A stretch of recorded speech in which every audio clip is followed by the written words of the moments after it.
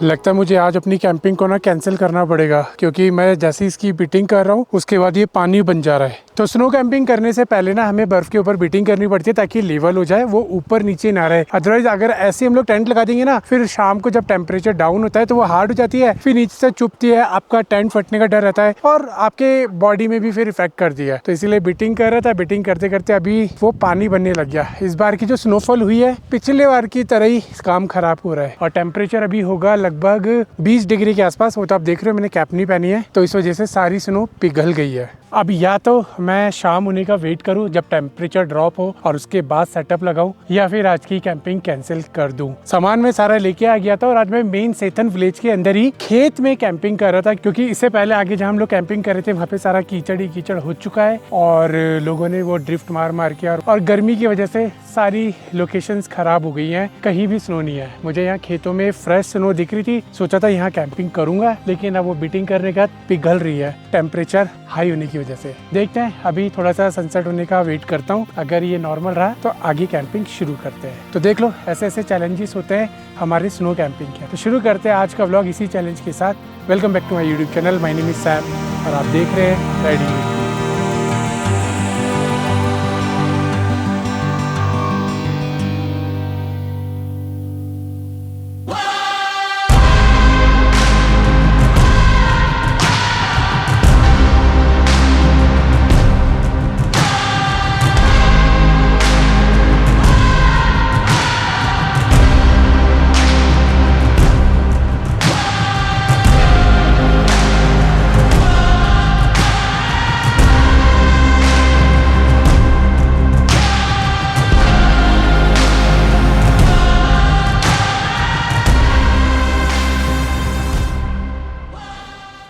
Okay, तो मैंने अपना टेंट खड़ा कर दिया है। आज हम लोग करने वाले हैं हॉट टेंट कैंपिंग। तो ये हम लोग कर रहे हैं सेकंड टाइम। इससे पहले एक बार और कर चुके हैं, तब बिना स्नो में करी थी, लेकिन आज मैंने सोचा कि अपने हॉट टेंट को स्नो के अंदर लगा ही देते हैं। तो अभी बेसिक स्ट्रक्चर तो इसका खड़ा हो गया है, अब एक बार इसके अंदर का भी सेटअप सेट करते हैं।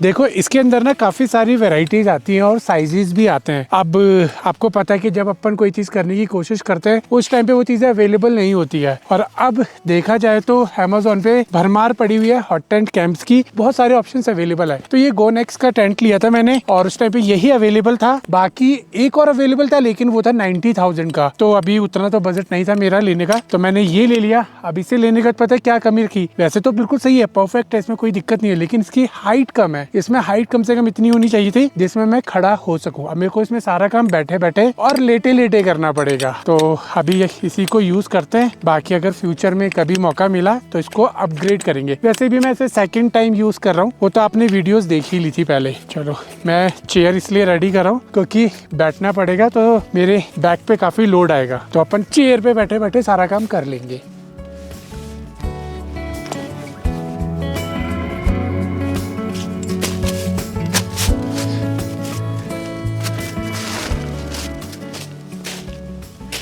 फाइनली इसके अंदर का सेटअप लग गया। इसे लगाना बड़ा टफ पड़ रहा है क्योंकि स्नो के अंदर आपको पता है पैर भी स्लिप होते हैं और उसके बाद स्पेस कम हो तो उठना बैठना पड़ता है। वैसे अभी कमर की हालत थोड़ी टाइट हो रही है। तो सनसेट हो चुका है, बाकी अपना बेसिक सेटअप लग चुका है, आगे का सेटअप करते हैं। तो हॉट टेंट के अंदर हम लोग लगाएंगे आज वुड स्टोव। पहले आपने देखा होगा हमने बड़े वाले टेंट के अंदर दूसरा वुड स्टोव लगाया था, लेकिन आज हम लोग कुछ और तरह का वुड स्टोव लगाने वाले हैं जो काफी कॉम्पैक्ट और पोर्टेबल है। तो ये रहा हमारा वुड स्टोव, ये होगी इसकी आउटडोर वाली पाइप, ये हो गया उसके ऊपर की कैप और ये हो गया सक्शन कैप। तो पहले इसको ओपन करते हैं।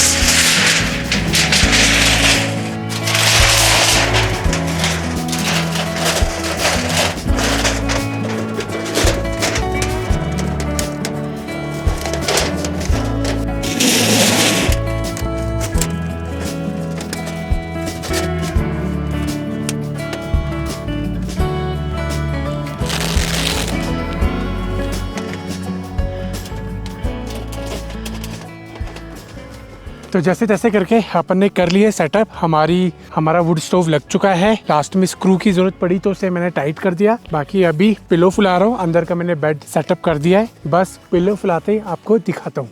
तो यहाँ से लेके यहाँ तक आपको पता है बेसिक सेटअप जो मैं रोज लगा रहा हूँ। 3 लेयरिंग और अपना स्लीपिंग बैग और अपनी 2 पिल्लो। तो सोने का तो हमारा सिस्टम सेम है, लेकिन हमारा कंपार्टमेंट जो बना हुआ है वो कुछ इस तरीके का बना हुआ है। और उसके बाद हमें बाहर बस इतना एरिया मिलता है जिसमें हमने अपना वुड स्टोव रेडी कर दिया है और यहाँ पे हमारी चेयर आ गई है। बस अब एक टेबल यहाँ रखेंगे और अपना किचन का सेटअप लगाएंगे। ओके, तो अंधेरा हो चुका है, थोड़ी सी लाइट ऑन करते हैं, उसके बाद किचन का सारा सेटअप अपन लगाते हैं। तो अभी पहले बाकी सारी चीज़ें निकाल के रखते हैं और चीज़ें सेटल करते हैं।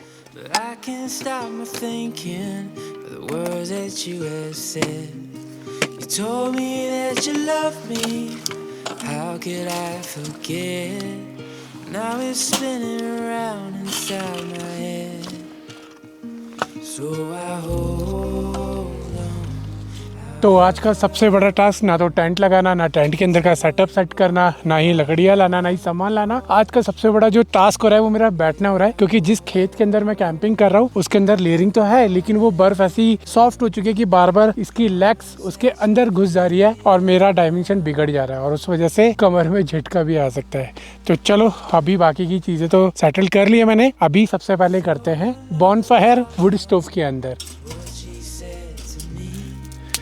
Just because the stars are with me, we need to sleep.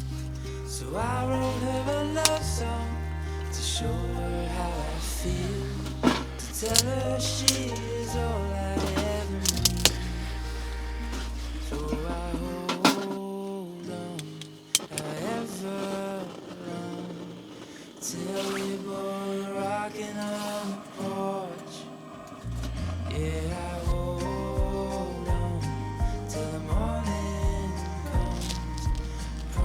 that you'll be in my arms.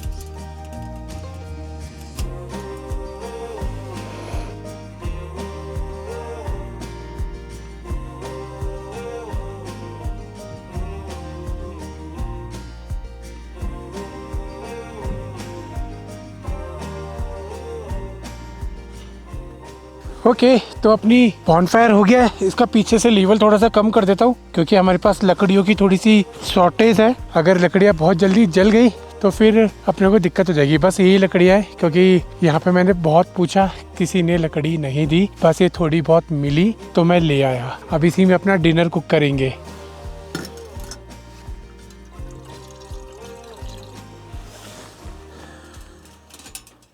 तो पानी रख दिया है, अब पानी उबलेगा, फिर उसके अंदर मिक्स करेंगे नॉर का हॉट एंड सॉर सूप। जो मेरे को ऐसा लगता है कि वो सिर्फ कैंपिंग के लिए ही बना है, क्योंकि बहुत इजी है और रेडी टू ईट है। बस पानी उबालना है, उसके अंदर डालना है, थोड़ा सा घुमाना है, उबालना है और आपका रेडी टू ड्रिंक। बाकी अभी इसके अंदर फटाफट लकड़ियाँ डालते हैं और खाना बनाते हैं।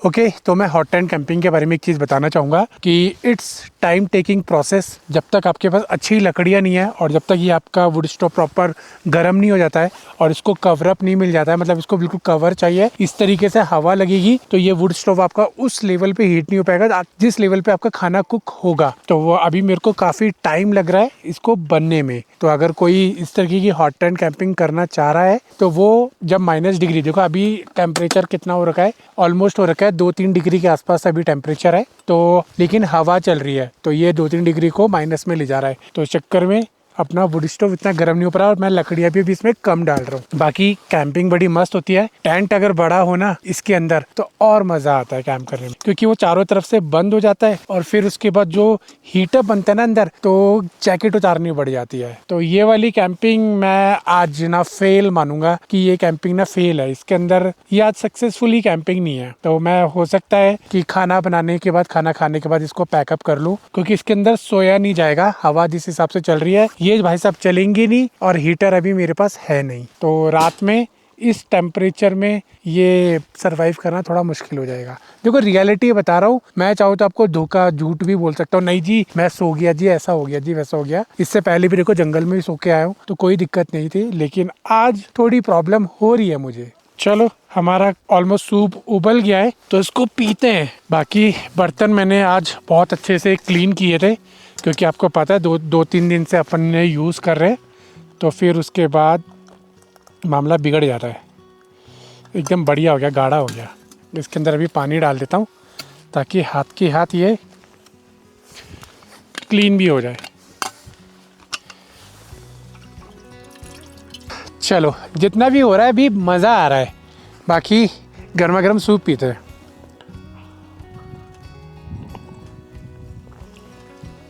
ओहो क्या राहत मिल रही है यार, क्या राहत मिल रही है।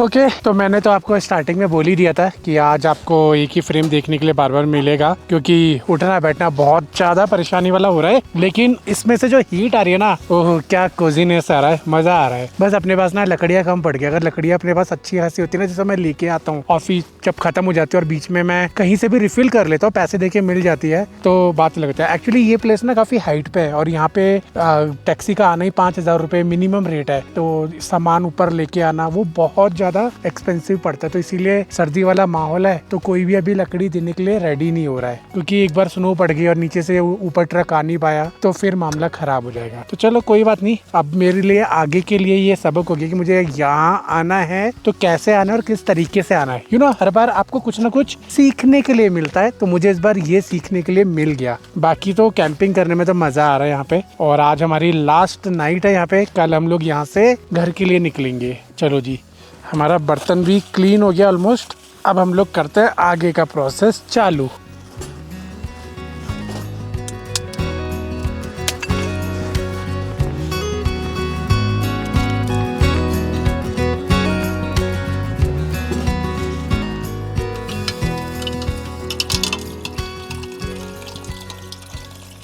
चलो मैंने पानी उबालने भी रख दिया है, और सबसे अच्छा फ़ायदा इसका पता है कि कोई भी चीज़ यूज़ करो और हाथ के हाथ जला दो, ये बेस्ट है। बस पॉलीथीन नहीं जलानी है इसके अंदर, वरना फिर वो चिपक जाएगी और ख़राब हो जाएगा अंदर का मामला।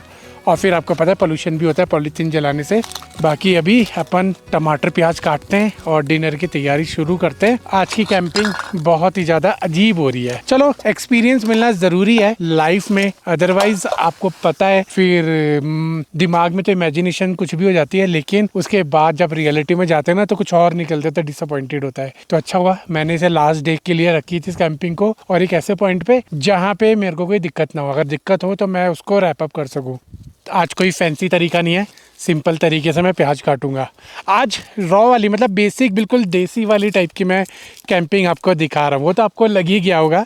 चलो कोई बात नहीं, कभी कभी ऐसी कैंपिंग कर लेनी चाहिए। वैसे भी हम लोग स्नो के अंदर बैठे हुए भैया, और नियर अबाउट 0 डिग्री टेम्परेचर में। आज तो मेरा भी कुर्सी से उठने का मन नहीं कर रहा है, काफ़ी लो हाइट वाली है ना, इस वजह से। अगली बार ना एक थोड़ी सी हाइट वाली चेयर साथ में मैं लेके ज़रूर चलूँगा, क्योंकि छोटी वाली चेयर से ना उठने में फिर मन नहीं करता है। काश तो प्याज भी टेढ़े मेढ़े कट रहे हैं, क्योंकि मेरी उंगलियां कपकपा रही है ठंड की वजह से, और प्याज के अंदर तो वैसे ही पानी होता है, प्याज भी जमी हुई है।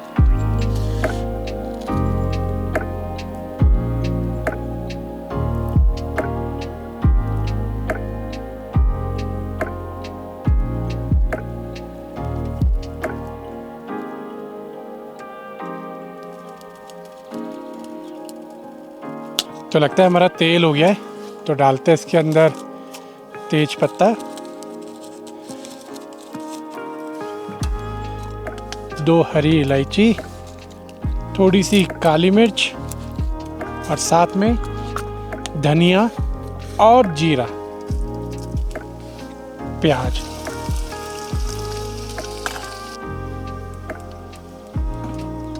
तो प्याज तो हो गई है, अब डालते हैं इसके अंदर टमाटर।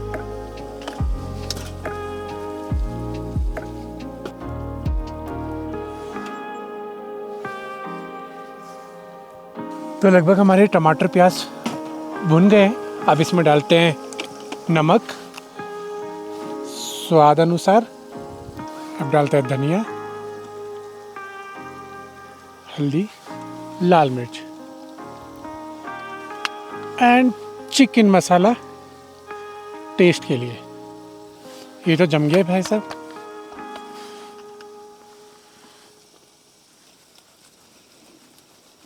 मैं ले रहे हैं थोड़े से चावल,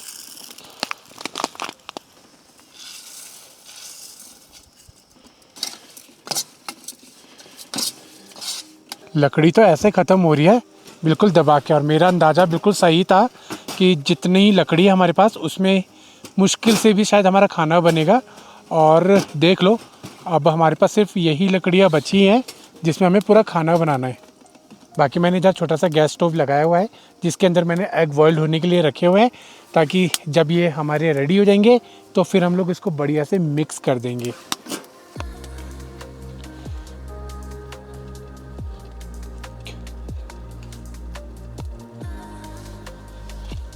तो एग्स को मैंने बिल्कुल छोटा छोटा कर लिया है और अब इसके अंदर मैं मिक्स कर रहा हूँ।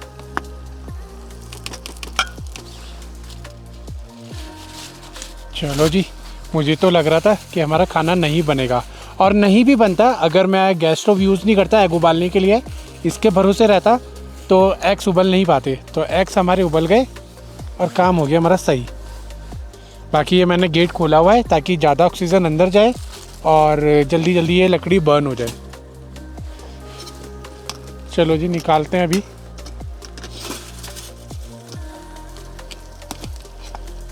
खाने के लिए बहुत बढ़िया खुशबू आ रही है। चम्मच दे दो जी। नाइस, खुशबू तो अच्छी आ रही है। होप कि ऐसी बनी हो। नमक कम है, पहली बाइट नहीं बोल दिया, नमक डाल लो।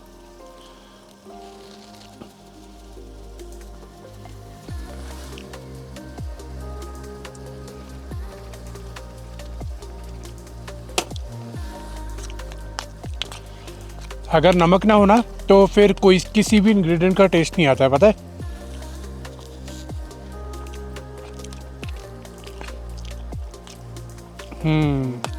थोड़ा सा वाटर लेवल ज़्यादा है तो वो अभी जो चल रहे हैं ना सही हो जाएगा।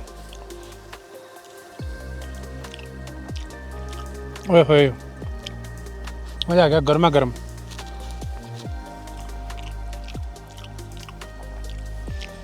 और एग्स मिलाने के बाद तो बात ही अलग हो गई।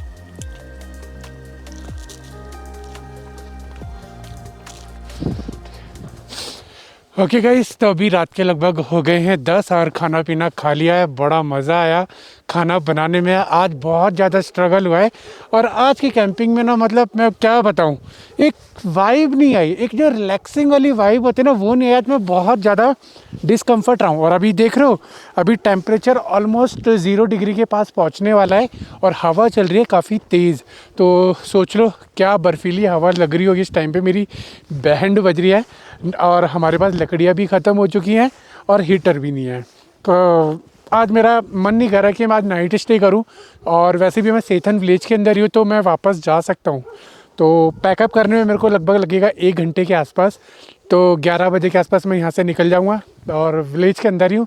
तो अब आराम से बिना किसी दिक्कत के अपने होम स्टे भी पहुँच जाऊँगा, क्योंकि इसके अंदर बिना हीटर के कैंप करना मेरे लिए पॉसिबल नहीं है, खासकर तब जब 0 डिग्री और हवा चल रही हो। शायद कोई और कर ले, लेकिन मेरे बस की नहीं है 0 डिग्री में और हवा चल रही हो बिना हीटर के। तो अभी मैं ये सारा सेटअप पैक करता हूँ और मिलता हूँ आपसे थोड़ी देर में।